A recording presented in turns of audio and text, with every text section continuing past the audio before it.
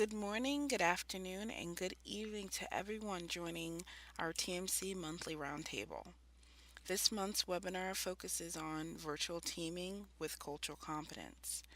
And our speaker for today's webinar is Lynne Putz, who's our Managing Director of Client Services here at TMC. Lynne, would you like to unmute your mic and introduce yourself? Sure, thanks, Lakashia. It's so great to be here, and thanks everyone for joining today. I've been with the organization for 4 years, and so excited to talk about virtual teaming layered with cultural competence today. So I look forward to engaging with you. This is going to be an interactive session, so we're going to ask you to contribute your ideas throughout the session today. So thanks for joining. So just a few housekeeping items we'd like to go over with you. First, in order to reduce background noise during the presentation, all participants will be muted throughout today's webinar. However, we encourage verbal feedback if at any time you wish to speak. Please use the hand icon to grab our attention and I will unmute your mic. Second, we invite you to use the interactive nature of this platform. So at any time, you may type a question or comment into the question box. Third, we'd like you to know that any questions that go unanswered due to time constraints will be responded to via email. And finally, we'd like you to know that we will be recording today's session, and after the webinar, we will share the link with you via email. All right. Well, we appreciate that you've taken the time to join us today, so let's get started. Sounds great. Thank you, Lakashia. So we have 4 different things that we want to do today. We want to first focus on virtual teaming and what it means to you, what it means to you as a professional developing, what it means to you as perhaps a manager, perhaps as a lead, perhaps as a leader of an organization. So look at the industry-wide kind of perspective there. And then we're going to introduce something called dispersed and diverse teams, which is the idea of leveraging a distributed workforce that is comprised of very diverse individuals coming from differences across the globe, differences across the world, differences across functions and organizational norms and whatever may be the case. So we'll go a little bit into that and kind of understand the realities there based on industry and academic reports that are backing up the work that we're doing. And then look and really focus on communication as a core. And we have lots of different things in that area of the presentation. Webcam use, the use of the different modes of communication that you have available to you in your professional capacity, and really looking at what some of those cultural underpinnings are as they impact your effectiveness as a communicator using your virtual components. And then finally, we'll end with a question and answer period. We're going to reserve hopefully 15 minutes of today's session for any questions, comments, thoughts that you want to share with us as a group.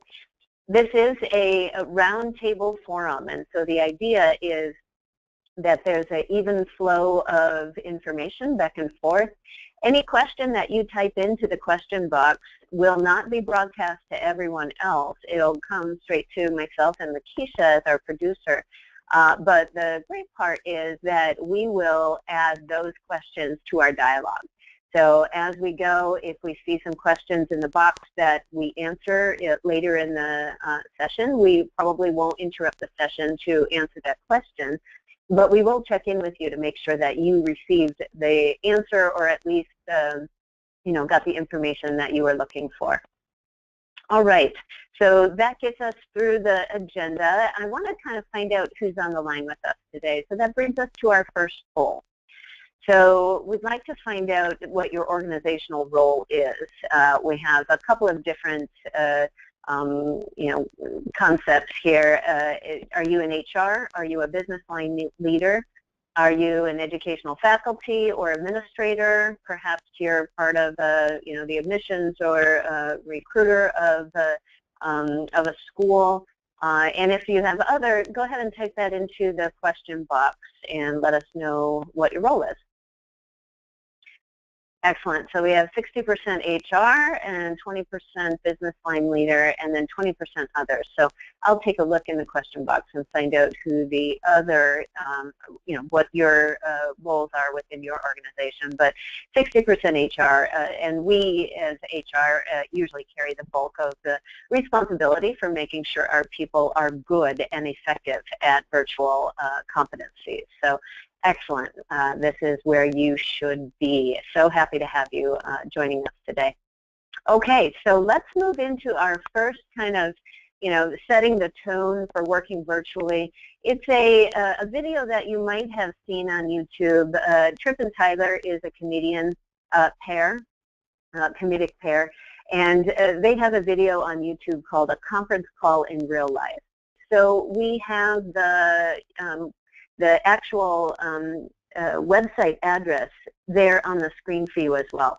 So if you want, you can go ahead and shrink this screen and watch it and then come back to us. But go ahead and bookmark this video, because the great thing about this video is it introduces humor to the various experiences that you're having on a day-to-day basis, for sure. But the thing that we're finding is truly missing in this video and in many other videos is an adequate representation of diversity and adequate representation of the true complexities, including language and accent variables that come in when you're working with people from across the world. Because I do want to ask you, everybody that is on the line with us today, like to hear, what is your experience with virtual teams? You join this for a reason. You obviously have to be working on a virtual team, leading a virtual team, working with them across distance and across differences.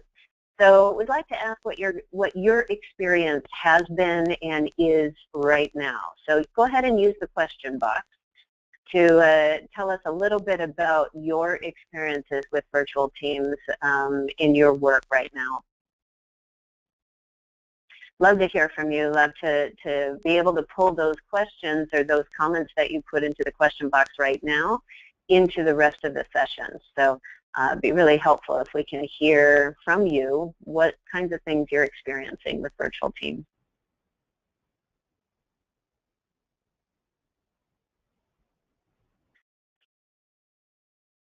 And while you're writing, I'll just let you know that my experience working in a distributed and a virtual team goes back into the early 1990s. And I remember when we would have to limit the number of conference calls each week and evaluate them each week for cost purposes. I was working and living in Germany at the time, and it was 5 Deutschmarks per minute to have conference calls. And that added up very, very quickly, and each line cost that much for people to dial on at the global level. So really had a cost factor that we don't have anymore in virtual teaming. The cost is pretty contained, and technology has truly evolved to make this a very budget-friendly way of doing business these days. Great. So I see a lot of comments in the box, so let me go ahead and just relate some of these to you. So leading a team is definitely a challenge from Marjorie. We have Yvonne is saying that challenge to build relationships quickly to enable working efficiently. That is absolutely the case. We know there's a wonderful report by Cisco that identified a ramping up time for teams of 17 weeks. Now that's 4 months and 1 week in order to become absolutely effective. I don't think that that's the case anymore. That was a 2014 study. I think the time has shrunk just a little bit, but still, you're still looking at a very long ramp-up time, and anything we can do to shrink that ramp-up time is really important for us all. So Kit, teams are global and the time zone is always a challenge. No kidding, absolutely. And it depends on the headquarters centricity or the ethnocentricity of those that are on the team, whether or not they offer even to share the pain and rotate the time zones across the world so that not everybody in a certain time zone has to join at 10 o'clock at night. So Louisa, thanks for this. Sometimes not a lot gets done during conference calls. Screen sharing helps, but share documents, but so many verbal and nonverbal cues are lost. Absolutely, that 7% rule definitely applies, especially in the virtual space. 7% of all communication happens through words. That leaves 93% to be interpreted, and if you don't have those cues, those interpretations are quite often wrong. So Sheila, thank you. Virtual teams provide the ability to meet with people all over the world.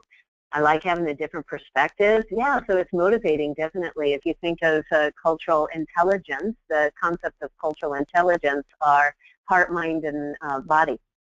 So if your heart is there, you really want to be there, you have the motivation to stick with it when it gets really tough, because our cognitive processes, when things get tough, our cognitive processes sometimes shut down because we just aren't able to flex our styles and be as agile as we want to be when we're under stress. So it's really helpful to have that emotional connection and the motivation. And I mentioned 3 things for emotional or cultural intelligence, and the third thing is body. You have to be able to adapt your physical style, so being able to use similar hand gestures, to be able to use a similar head indicator that you're listening, that you hear, perhaps agreement. Those are really wonderful things that you can pick up on, and then you can mimic to make people feel more comfortable.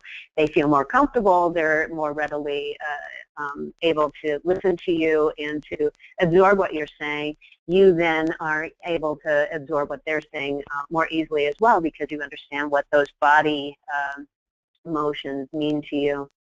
Yvonne, it's also important to make sure team members feel included during calls, which is how much of our work gets done with a virtual team.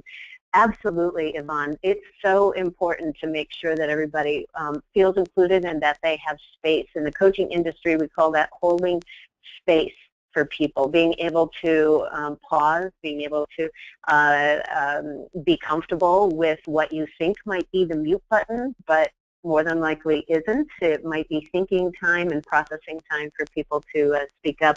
We find that especially important with second language English speakers. So really wonderful addition, Ilan.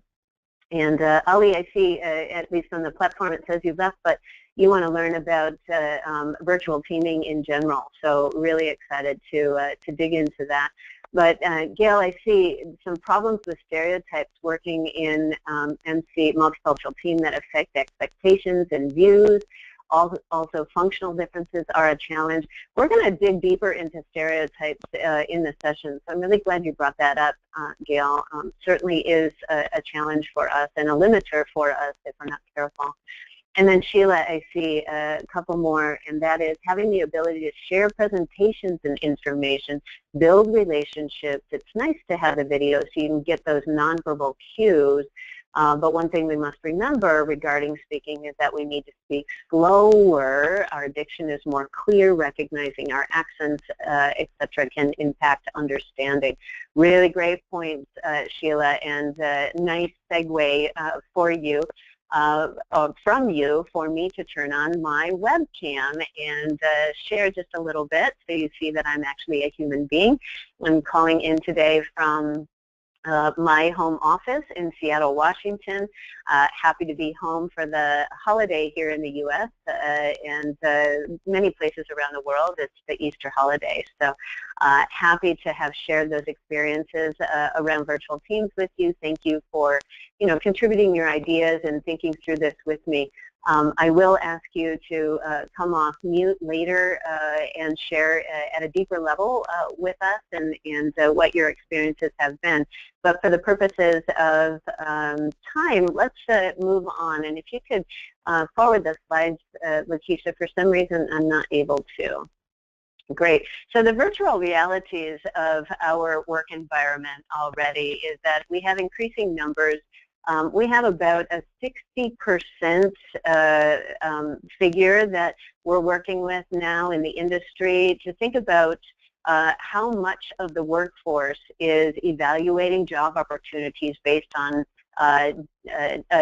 non-geographic working relationship, which means they're not thinking about where the company is headquartered. They're not thinking about where the offices are of an organization. They're thinking about which company aligns with my values most.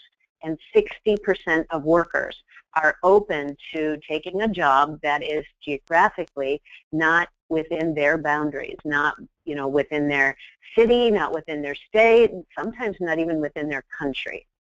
And so what does that mean to you? It means the job market is heating up. That means people are really excited to align with their role rather than find a role that they can align with. And so being an employer of choice means that you have to have the virtual relationship with them that works and be accepting and, in fact, enabling for them to report virtually, for them to collaborate virtually, for them to have influence over the organizational structure as a whole, and for them to be successful despite their physical location. Warm bodies in seats is not a concept that employees want to be exposed to, want to be held to anymore. And we're seeing the numbers really bear that out. So there's another study I like to think about. Tiny Pulse has the capability of scanning employee engagement results at the anonymous level. And they scanned 400,000 employee engagement survey results across all industries across the world. And what they found is that there are really two drivers happening right now in the workplace, and they're continuing from last year to be found as the top two. The first one is that employees love their peers and their colleagues. And that is absolutely crucial for them to find really satisfying engagements in their day-to-day work. So that's the first one. They have to love who they work with. And I don't mean love romantically, of course. I mean love as if they are, good friends. They confide in each other. They have an emotional connection. So that's the first one. The second thing, which we're finding in most literature coming out, including Harvard Business Review a lot these days, and that is culture. Culture drives happiness. And it seems to correlate very directly.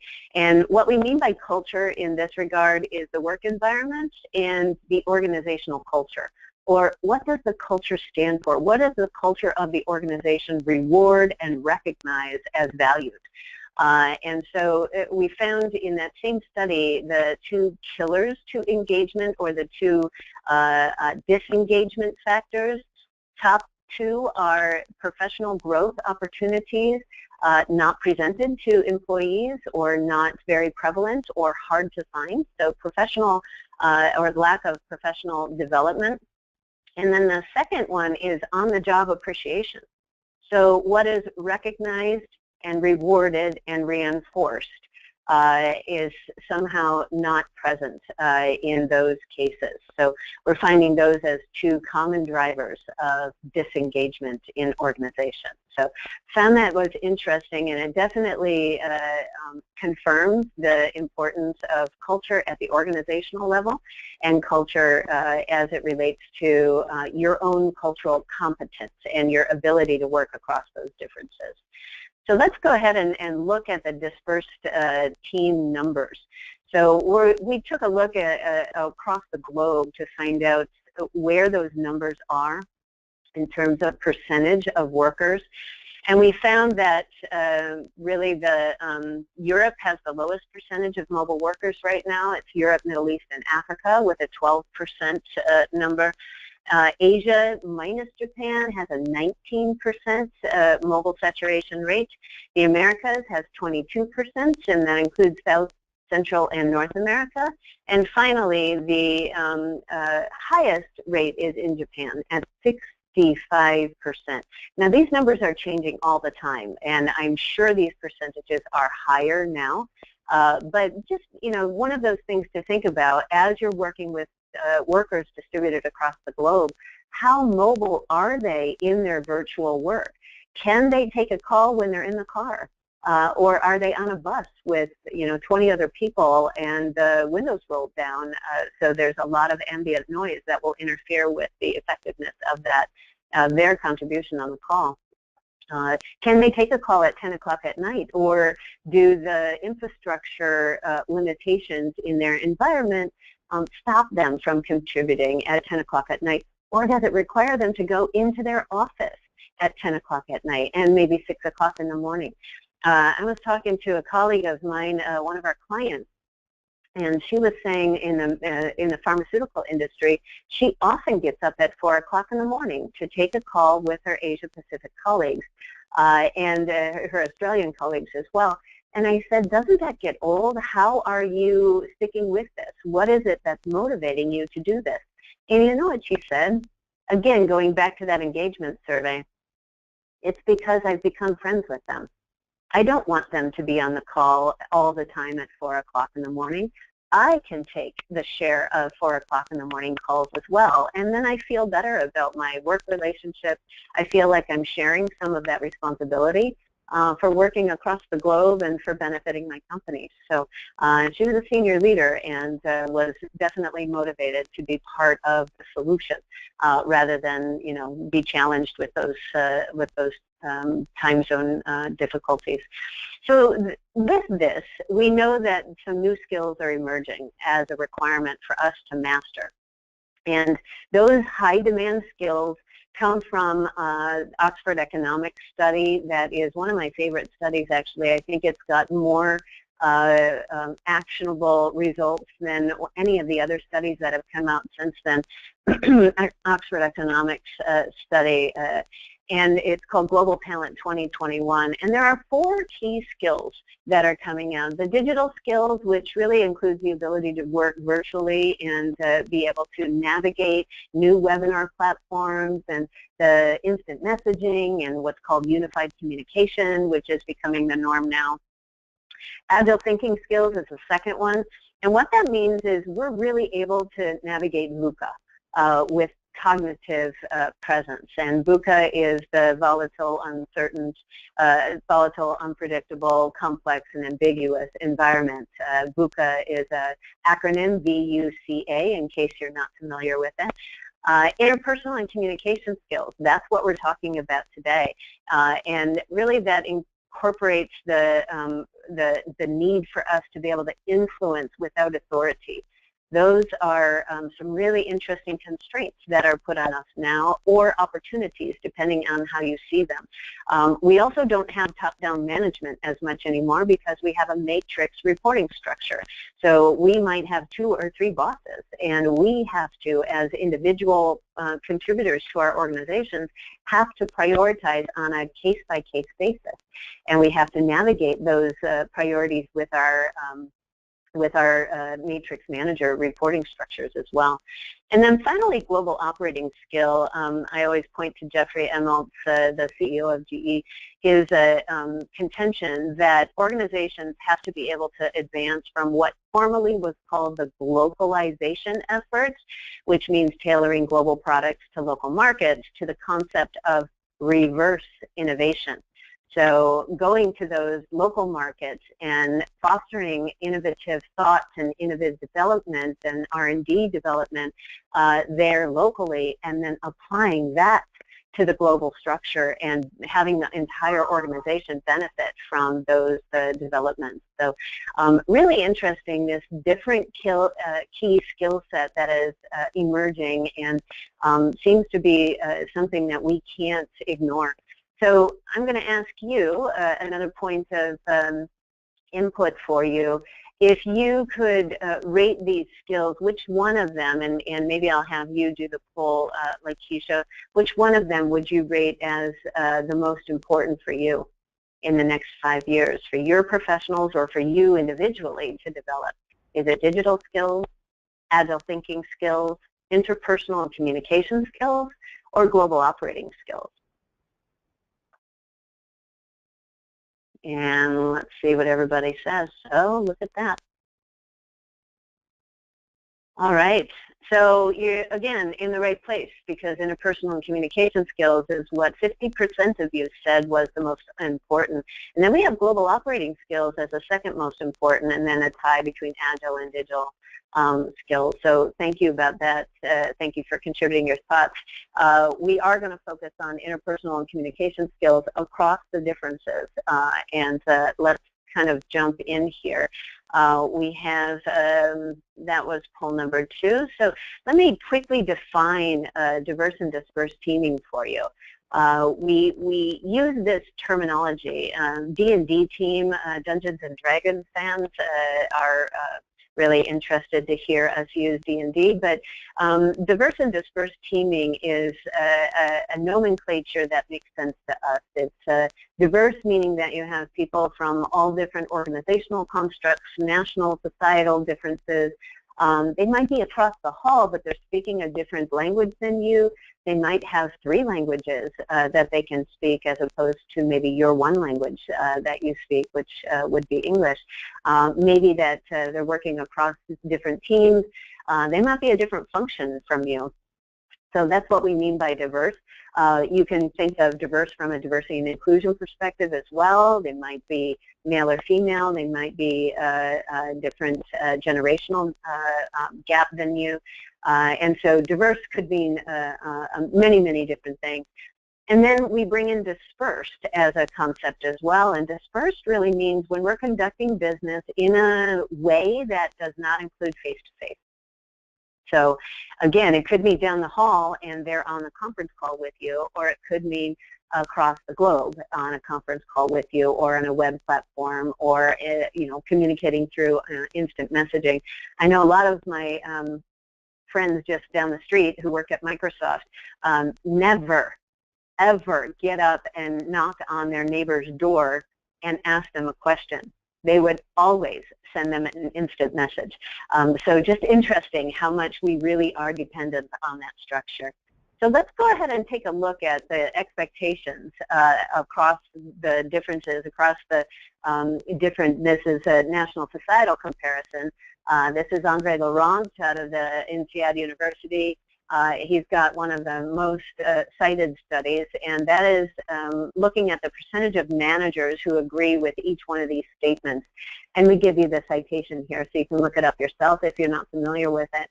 But I want you to just look at the questions or the statements here. Managers must have answers to most questions asked by subordinates. Take a look at those numbers. Now, India wasn't included in this, and when I lived and worked in India for 3 years, I asked many of them for their input, and they put India even higher than China, just as a point of relevance for you. So China, at 74% of managers agree that they are supposed to have answers to most questions asked by subordinates. Now look at that as compared to the United States or the UK or Sweden, for that matter. Take a look at the gap between those understandings of what a manager is expected to do and to know. Take a look at the second one. The main reason for a chain of command is so people know who has authority. So that power distance is so absolutely important in countries like Indonesia, countries like China, who score 83 and 70%. And again, take a look at the US, take a look at Germany at 26%. And then the last one, it is okay to bypass chain of command to get something done efficiently. So that's universal in particular. That's another dimension of culture. But take a look at what that, what those numbers mean. The gap becomes smaller for sure. China says 59% of managers say that's okay, and 32% of U.S. managers say that's okay. Let's take a look at Italy. 56 say it's okay. 56% say it's okay. And let's look at a low point. Sweden, 26% say it's okay to bypass that chain of command.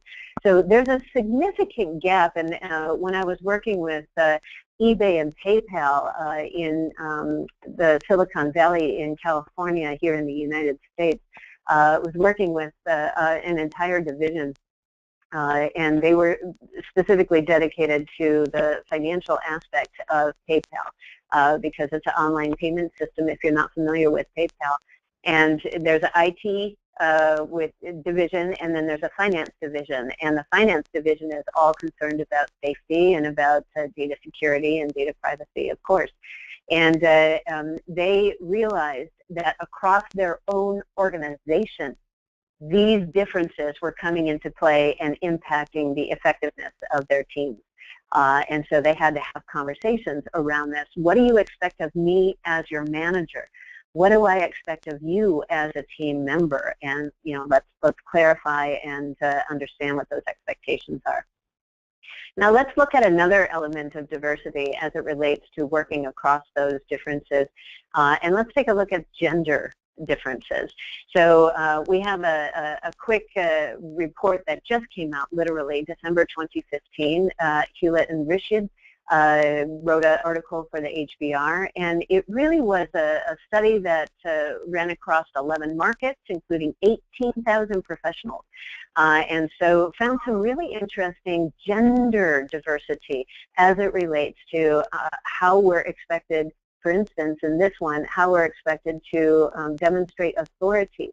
Now, add to that complexity the virtual space, and you have China, India, and Russia demonstrating the very different expectations men have as opposed to women in the way that they are expected to demonstrate authority.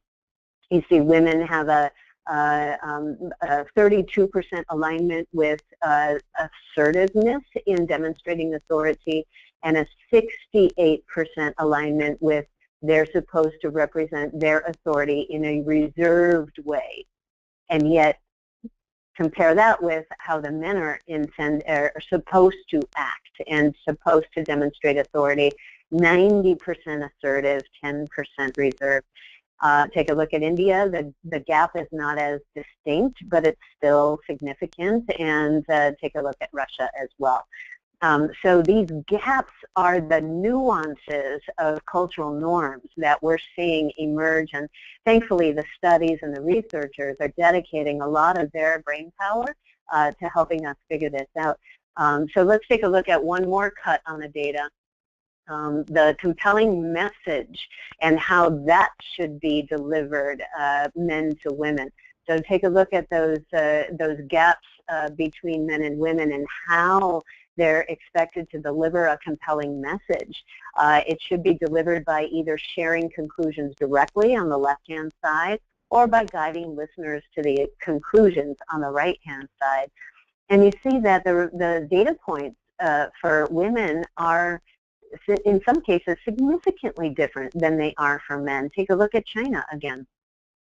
For women, the guiding listeners to the conclusion is really where they are expected to be in delivering a compelling message, and for men, they're right in the middle, in fact, left of the middle, supposed to be delivering the message by sharing conclusions directly. So, across those gender lines, there's a significant variable there that we need to be thinking about and just at least be conscious about. So let's take a look at that, at communication processes in general. There's a recent HBR article as well that states that 2/3 of managers are uncomfortable communicating with their employees. It's really hard. Nobody necessarily wants to jump into a feedback session. And yet, here's the problem. We all love feedback. So how do we get ourselves motivated? How do we feel comfortable? How do we find a space of comfort in order for us to deliver a message, a very important message called feedback, in a way that is using the technology appropriately, is equally listening, in fact more listening than giving, We're engaging and connecting with people even as we give feedback, and we're thinking about the strategy that we're deploying for the modality of communication, the virtual strategy that we are deciding on. Now, there are a lot of dimensions of culture that contribute to this, this capability. We call them in the COI, or our cultural instrument, we call them direct and indirect, high and low context, formal, informal, and expressive, instrumental. Those all contribute to our capability to communicate.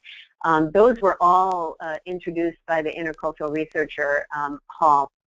And those are really an effective way for us to dig deeper into our capacity as a communicator and being able to bridge those gaps in a virtual space. And speaking of gaps, let's take a look at some of the technologies and modalities that really do enable us to communicate across those technology variances. Now, this is constantly changing because the virtual communication technologies are ever changing. You know, we have a technology platform called Blue Jeans out there that we are still, you know, we haven't even gotten to explore. There are so many different emerging technologies that are just really compelling, and they offer lots of opportunities for multi-points of information. You know, think of the different ways that the generations use technology. I have a daughter and a son, and my daughter regularly is checking 4 different channels of communication coming in, plus she has the radio on. And I wonder how she gets anything done. She's a straight A student. She must be doing something right. I think the shift is happening between people who are able to manage multi-tasks and multi-channels of information simultaneously, or at least in parallel processing, as opposed to when I was growing up. It was very difficult for us to have the radio on and do homework. We could never have the TV on and do homework because we were told that, you know, you can only concentrate on one thing at a time. Now, science does prove that our capability to concentrate on multi-points of information are limited. But the new generation coming in, Gen Z, is really challenging those preconceived notions. And I'm interested to watch the research on how the ways of communicating really do overlap and interconnect for a richer means of understanding. So we keep a watch out on these communication technologies. The graph is pretty self-explanatory. So let's move past that one and get into the use of webcams. There are 2 constructs that I'd like to share with you about webcam presence and whether or not to use it. I'm using it today because there are 2 aspects of communication that I feel very strongly it opens up, and we're finding great success with it as well. One is cognitive load, and the other is social presence. So let me just define those. The cognitive load, we have found, that, and researchers have backed this up as recently as the Stanford University research study that was published in 2014. And they studied the effects of how our brain processes the information that's being presented to us. And if we have the opportunity to concentrate on a face and be able to watch body language, to be able to understand why there's a pause because they're taking a sip of water, to be able to recognize facial expressions and to see if someone has a smile while they're speaking, to see if someone is frowning while you are speaking. Those are all wonderful elements that increase the cognitive load, and our brain processes those simultaneously and comes up with a better understanding if our communication is being heard, being agreed with, if it's making sense to the other person. So we also know that it reduces the cognitive processing requirement of reading the screen. So if you just have slides up and you're just speaking, it's very difficult. Well, it's more difficult for the person who's listening to you to process the information without your visual cues that you can give, like I'm giving to you. I'm shrugging my shoulders. I'm using some facial expressions to help you understand what are the key and essential elements. And then the other aspect that I want to just mention to you is social presence. We found that social presence, and the research at Stanford has confirmed this, and there's been lots of research in this field since the 1970s. Now that research looks much different because we have MOOCs and we have lots of online coursework that is happening across the world. So we're getting better at understanding the impact. But social presence is a really important aspect because it motivates people to come back. It motivates people to stay. It motivates people to feel like they have a connection with the person who's presenting or the instructor or you as the team lead. We do this regularly with our clients. We have video conferencing, and one of our clients, we have weekly conference calls.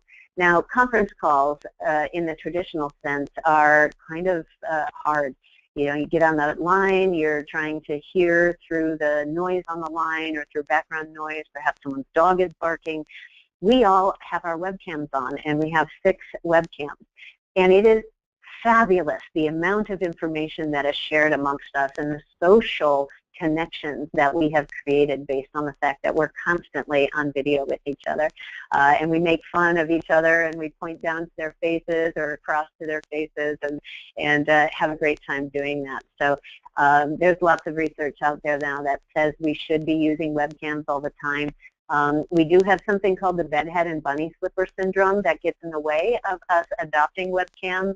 That means if you're on the call at 4 o'clock in the morning, you might have just rolled out of bed and your hair is not done, you're wearing a baseball cap, whatever that might be. That's a legitimate reason to not be on video, unless, of course, you agree to those terms with the people who are on the webcam with you, that it's okay for you to have a baseball cap or for you to have your hair in a ponytail instead of down.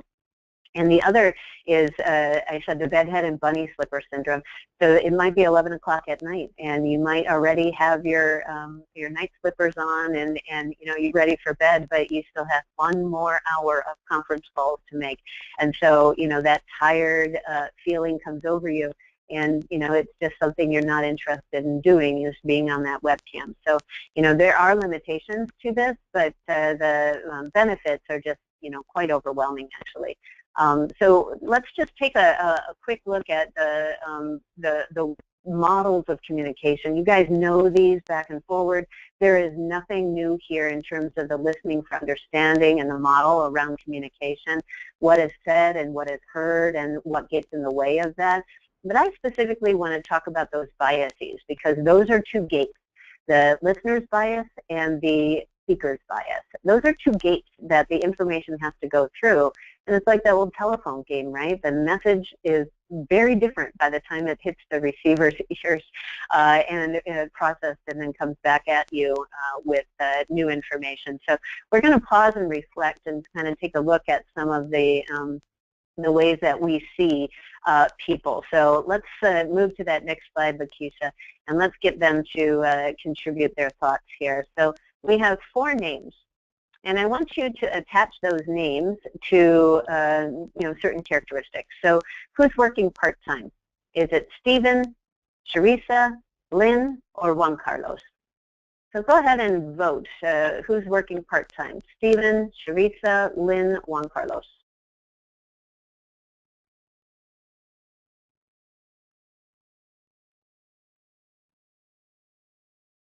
And I have a point, so stick with me here. All right, so let's close that one, move on to the next one. What's the next question, Lakashia? Good, yep, so Juan Carlos and Lynne and Stephen all got a tie. All right, so who earned a PhD?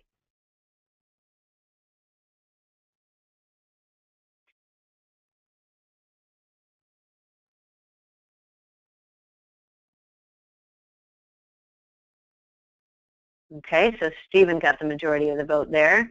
Let's go to the next one.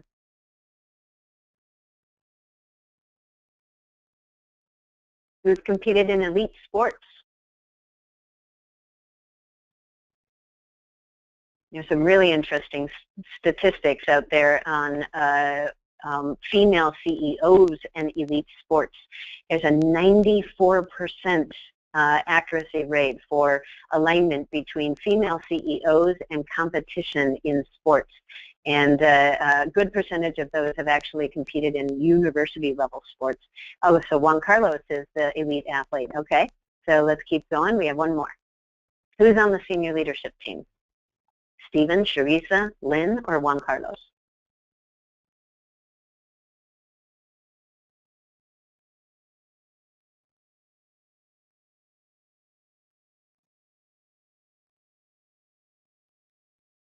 All right, so Stephen is on the senior leadership team. Excellent. Okay, so we're looking at our bias, and we're asking you to make these leaps of assumptions on who is in which position in their life. So let's go ahead and add pictures now to this. There's Stephen, here's Sharisa, here's Lynne, and here's Juan Carlos. Now, just a question for you. We're not going to go through that same drill again. Does that change your assumption of who is in which role? Does Stephen still look like he's on the senior leadership team? Does Stephen still look like he has a PhD? And what does look have to do with it in the first place? We know that both names and looks factor into how we categorize people and how we make assumptions around them. Now, let's move to the next slide. There's no, there is a very easy understanding of how our brain makes sense of situations, and we have to be okay with that. We have to know that a bias is a natural occurrence within ourselves. What is the differentiator is knowing that bias and being able to control for that bias and not allow that bias to in some way diminish our capability to make decisions based on performance.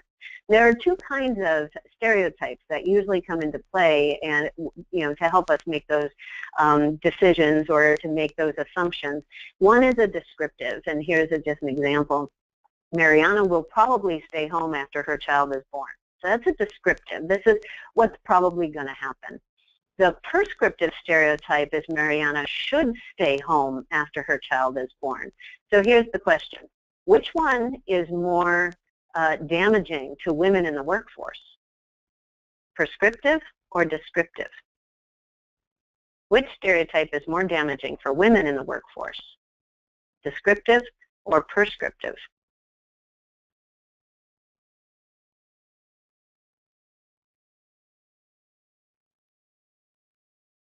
Yes, 100% prescriptive. Yes, absolutely. We have to be very careful, and there are areas of the world where prescriptive stereotypes are the norm. They are the cultural norm as well. We want to be thinking through that and being very deliberate at how we engage with those environments, and make sure that we're conscious of those prescriptive or descriptive stereotypes, and know when they're coming into play as well. There was a really interesting study actually in The Economist. The UK held research across 10 different companies that were voluntarily contributing to this research, and they specifically were bringing in applicants with an absolute blank name. So they weren't exposing the names on the resumes as they were recruiting. And they found they got about a 30% jump in equality based on female and male, as well as racial differences when they were blind resumes as they were recruiting for positions. So some really interesting, compelling research out there that we can point to. The one thing that we're finding is very, and you go ahead and reveal all, is really common in business is the use of idioms. And for us to just throw out something that makes sense to us, but is in our cultural context very meaningful to us, whereas outside of that it has no representation whatsoever or understanding. So some suggestions or some examples of that on the left-hand side. I have a website that I recommend for you. It's one of the TED blogs, and it's about the internationality of idioms and how they are or are not translated across the globe. So some really interesting components there. Want to raise our level of awareness on those. And then let's move to the open question component just briefly. So the engaging and connecting capability that we want to be very conscious of and honing for ourselves is the ability to open our questions up. So instead of saying, how does that sound to you, or saying, how does that sound to you, instead of saying, does that sound good, yes or no. For organizations and cultures where no is not the right answer ever, we want to be careful and cautious that we're not putting people into a difficult situation. Give them the opportunity to explain fully. We have some virtual strategies that we recommend you keep track of, like tone of voice and allowing for pauses and holding space, and thinking about protocol and the formality of your interlocutor, the person that you're speaking with. And then we also have one last thought that we want to share with you, which is networking in the virtual space. There's some compelling research out there that shows us that the more open our network is, the more our relative performance improves. So there's a great quote by the Center for Creative Leadership that says, a network left to chance is not a network you need. So if it's your organic network, it probably isn't a strategic network that that will benefit you or your efforts or your project, whatever it might be. So those large open networks are what we find to be the most compelling. And there's some benefits that are very specific here. So our quick review of what we touched on today, virtual teaming, dispersed and diverse teaming, and the concepts of that and the numbers that back it up, and then the communication as a course. You can see that this is such a timely topic. There is so much recent research out there that we really do have lots to discuss and stay current with. We will do our best to contribute to your knowledge base and keep you active and building your knowledge around virtual teaming with cultural competence. But for now, we are going to bid you adieu, and thank you so much for all of your contributions, for your questions. Thank you, Lakashia, for your production today, and we'll see you next month, same place, in the TMC Roundtable series. Thank you. It's been a treat. Bye-bye.